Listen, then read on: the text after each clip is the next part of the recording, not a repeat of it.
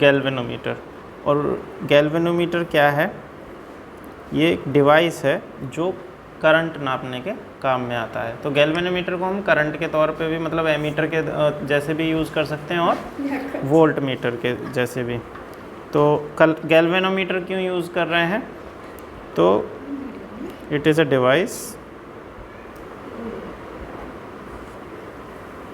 which is used to measure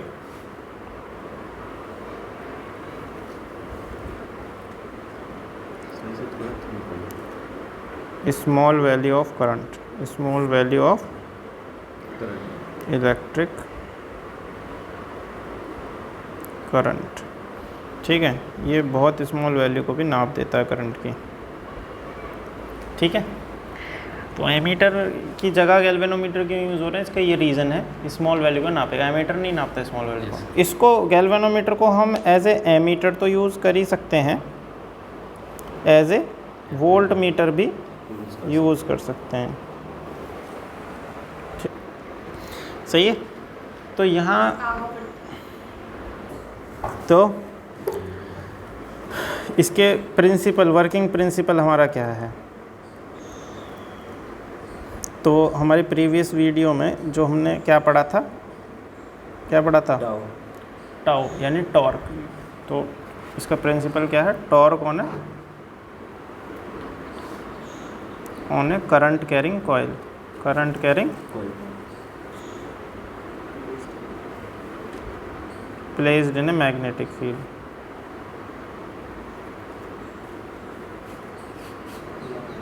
magnetic field, ये इसका working principle है।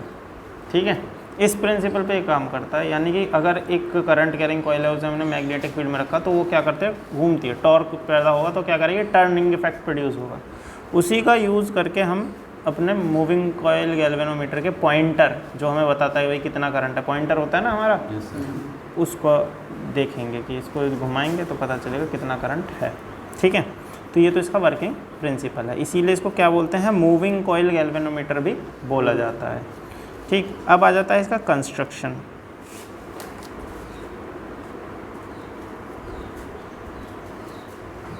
तो देखो कंस्ट्रक्शन में इसका क्या है, ये फिगर में आप देखना यहाँ पे। इसमें आपका मेन तो है एक करंट कैरिंग कॉइल, जो यहाँ पे हमें दिखाई दे रही है।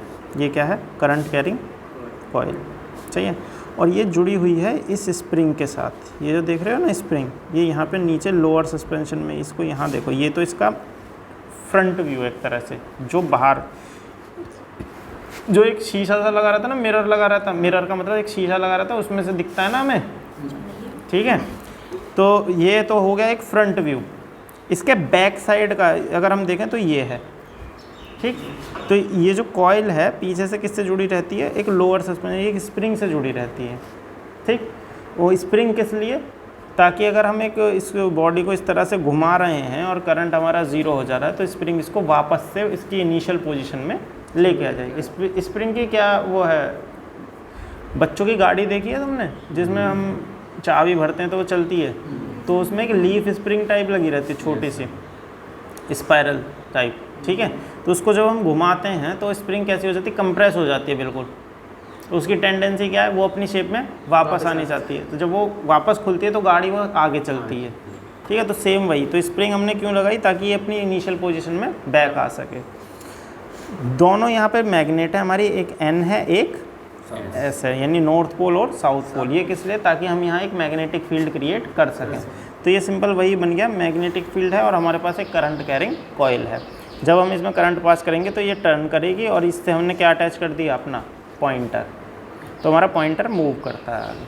और यहाँ हम अपना ये क्या लगा देते हैं? स्केल लगा देते हैं, ताकि हम लिख देंगे जितना भी स्केल में हमारा मिली एम्पियर का है, तो मिली एम्पियर नापेगा तो उस हिसाब से लगाएंगे, एम्पियर नापेगा उस हिसाब से नापेंगे। ठीक है, अब ये इसकी जो सेंसिटिविटी निर्भर करती है वो हम आगे पढ़ेंगे, पर अभी हम बेसिक गैल्वेनोमीटर यहाँ पे पढ़ लेते हैं। ठीक है, तो ये हमारा कंस्ट्रक्शन है। कंस्ट्रक्शन में बेसिक चीज़ें हमारी क्या क्या होती हैं? एक तो कॉइल होगी, एक तो क्या होगी इसमें? कॉइल, जिसमें क्या होंगे? लार्ज नंबर ऑफ टर्न होंगे। क्या होंगे? लार्ज नंबर ऑफ टर्न्स हैं। ठीक, दूसरे हमारे यहाँ पे मैग्नेट हैं, मैग्नेट्स हैं। ठीक, और ये मैग्नेट्स कैसी हैं? रेडियल मैग्नेट हैं। कैसी हैं? Radial magnets. यहाँ हम बार मैग्नेट यूज़ नहीं कर रहे हैं। क्यों नहीं कर रहे, इसके बारे में हम आगे बात अभी करेंगे। ठीक है, उसके बाद क्या है हमारा? पॉइंटर है। ठीक है, ठीक, स्प्रिंग है,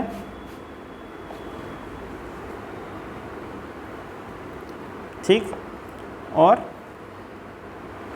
बस यही सारी चीज़ें हैं, और टर्मिनल है। सही है, टर्मिनल T1 एंड T2। ये यहाँ फिगर में मेंशन नहीं है। T1 T2 टर्मिनल तो मैं ऐसे पॉजिटिव नेगेटिव की तरह मान लो। सही है ना, T1 T2 as positive and negative terminal. ठीक है, तो ये क्या है? इसके पार्ट्स हैं बेसिकली। अब आगे इसका अगर हम एक्सप्रेशन देखें जो निकल के आएगा, सबसे पहले हम ये देखते हैं, इसका एक सवाल है, वाई वी आर यूजिंग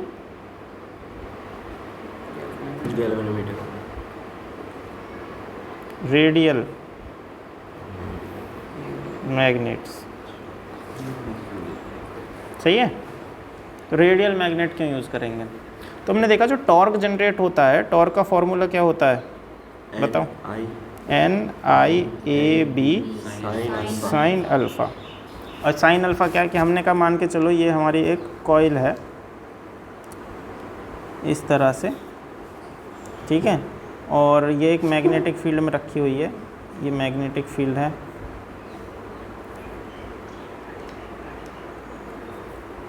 ये हमारा मैग्नेटिक फील्ड है। तो इसका जो एरिया वेक्टर मैग्नेटिक फील्ड के साथ जो एंगल बनाता है, ये सही है, ये क्या है? हमारा अल्फ़ा है। ठीक है, तो रेडियल मैग्नेट, तो हमने इसको ख़त्म करते हैं। आप यहाँ ज़रा इसी पे ध्यान दो ऊपर कि ये हमारी बार मैग्नेट है। ये क्या है? Bar magnet. तो हमने एक बार मैग्नेट ली, ये N है और ये S है। इससे जो फील्ड बनेगा वो इस तरह का कैसा बनेगा? स्ट्रेट बनेगा। ये टॉप व्यू है। कैसा व्यू है? टॉप, यानी हम ऊपर से देख रहे हैं। तो ये इसमें फील्ड बना, मैग्नेटिक फील्ड। अब टॉप से अगर हम एक कॉइल देखें, हमारी कॉइल इस तरह से रखी हुई है यहाँ पे।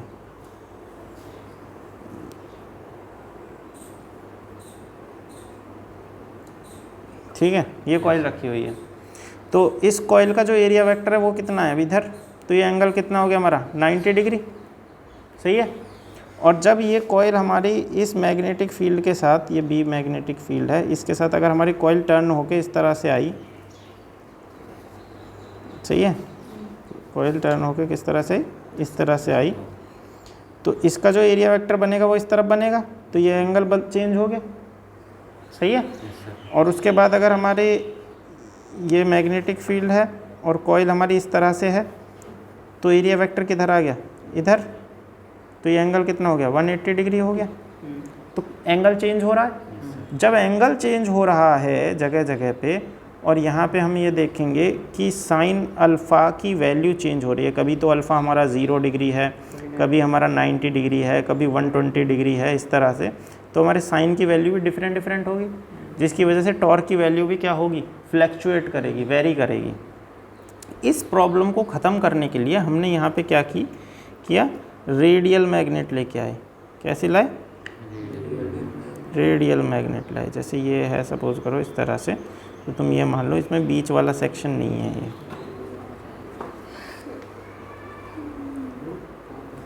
इसमें ये वाला सेक्शन हटा दिया हमने।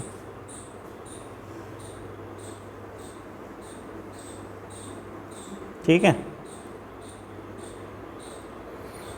ये बनी कैसी?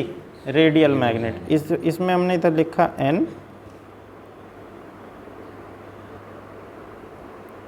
ये हमारा नॉर्थ पोल है और ये हमारा साउथ पोल है। ठीक है, तो हमने यहाँ पे जो मैग्नेटिक फील्ड बनता है वो इस तरह का बनता है। सही है, इस तरह का फील्ड बनेगा।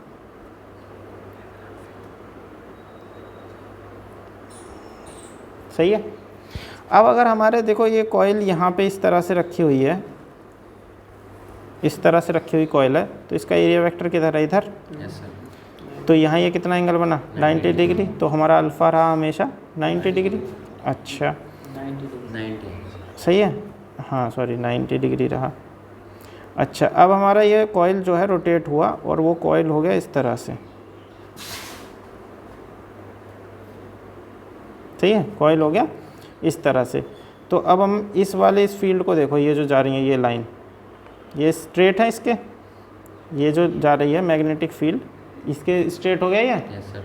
ठीक, तो ये जो हमारा अब एरिया वेक्टर बना, ये इसके साथ कितना एंगल है? 90 डिग्री। इसके साथ नहीं, इस वाले फील्ड के साथ देखो ये 90। सही है, तो हमेशा हमारा जो एंगल बना रहेगा वो कैसा बना रहेगा? कैसा बना रहेगा? 90 डिग्री। चलो मैं इसमें रेडियल मैग्नेटिक फील्ड का, इसको देखो यहाँ पे, ये दिख रहा है? Yes sir. यहाँ पे ये रेडियल फील्ड बन रहा है और ये तुम्हारी कॉइल है। तो हमेशा ये रेडियल फील्ड डायरेक्टली इसके कैसे रहेगा? परपेंडिकुलर रहेगा। सही है, क्योंकि इसमें हमारा एंगल चेंज हो रहा था, लेकिन रेडियल फील्ड बनाने पे ये जो हमारे एंगल है हमेशा, अगर ये सीधी है तो इसके साथ 90 रहेगा। रेडियल फील्ड है बीच में? हाँ, ये जो ये एरो देख रही है ये रेडियल फील्ड है और ये बीच में कॉइल है। तो जब भी ये कॉइल घूमेगी, सपोज करो इस तरह से हो गई, तो किसी ना किसी फील्ड के साथ 90 डिग्री बनाएगी इसका एरिया वेक्टर। समझ में आया?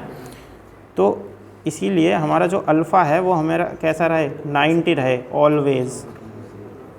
इसलिए हम कैसी कॉइल यूज़ करते हैं? वो मैग्नेट यूज़ करते हैं, रेडियल मैग्नेट यूज़ करते हैं। ठीक है, तो जो टॉर्क जनरेट है हमारा, अब ये अल्फ़ा तो हो गया 90 डिग्री, तो साइन अल्फ़ा कैसा, साइन 90 डिग्री कैसा हो गया? हमेशा 1।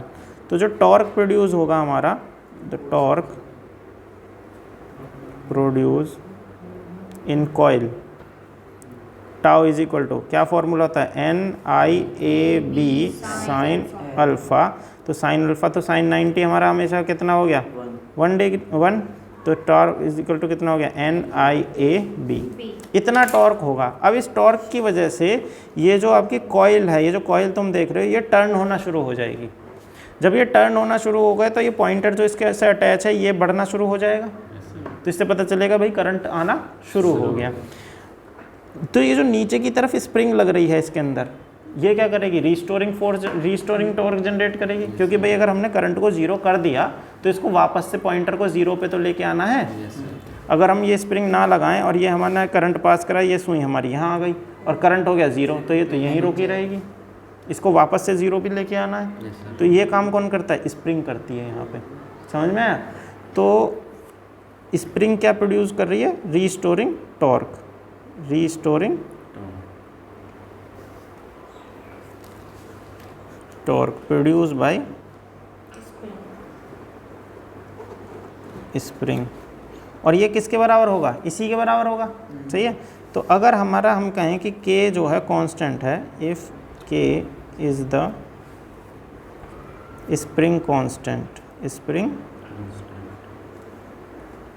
कांस्टेंट, तो हमारा जो टॉर्क प्रोड्यूस होगा बाय स्प्रिंग वो कितना हो जाएगा? K theta.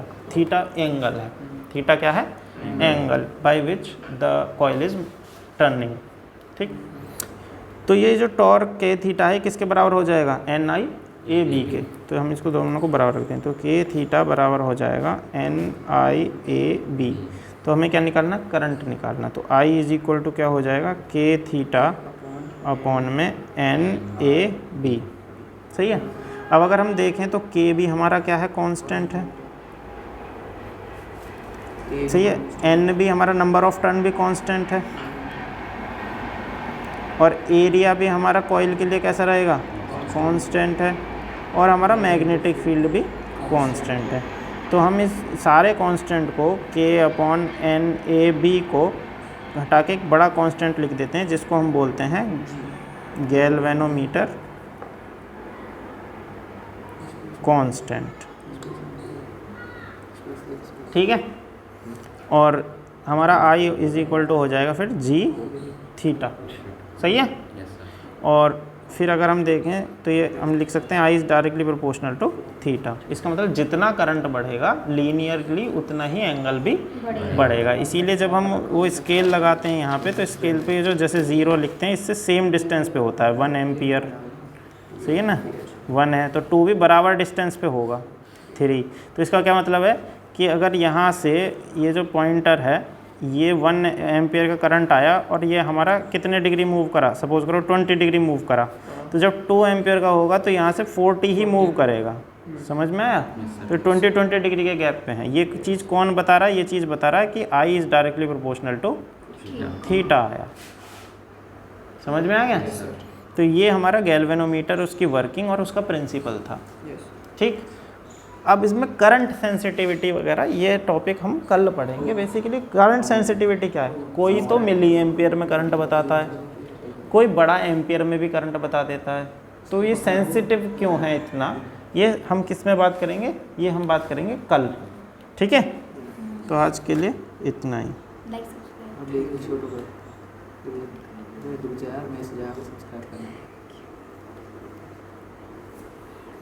Thank you.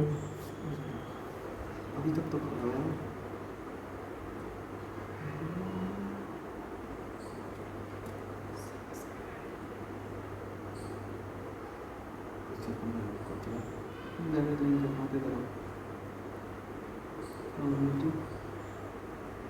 अरे यार ये तो